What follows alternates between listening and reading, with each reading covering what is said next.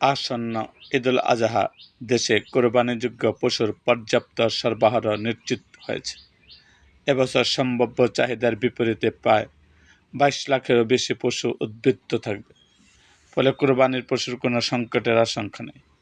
রবিবার 10ই মে এমন সুখবর দিয়েছেন মৎস্য, পানি সম্পদ এবং কৃষিমন্ত্রী মোহাম্মদ আমিরুর রশিদ।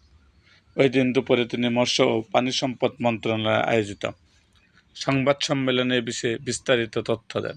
কোরবানির পশুর চাহিদা নিরূপণ, সরবরাহ এবং দেশের প্রত্যন্ত অঞ্চলে কোরবানির পশুর অবাধ বাজার ব্যবস্থাপনা ও পরিবেশ পরিস্থিতি নিয়ে সরকারের নানামুখী উদ্যোগের বিষয়টি সাংবাদিকদের কাছে তুলে ধরেন। মৎস্য পানি সম্পদ মন্ত্রী বলেন, এবছর কোরবানির জন্য দেশে পশুর সম্ভাব্য চাহিদা নির্ধারণ করা হয়েছে 1,01,06,334টি। এর বিপরীতে দেশে প্রাপ্ততা রয়েছে 1,33,840টি পশু।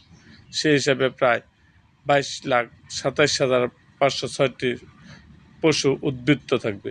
এবার কোরবানিযোগ্য 26,95,878টি গরু মহিষ, 66,32,307টি ছাগল ও ভেড়া ও 5,655টি অন্যান্য প্রজাতির পানির প্রাপ্যতা রয়েছে।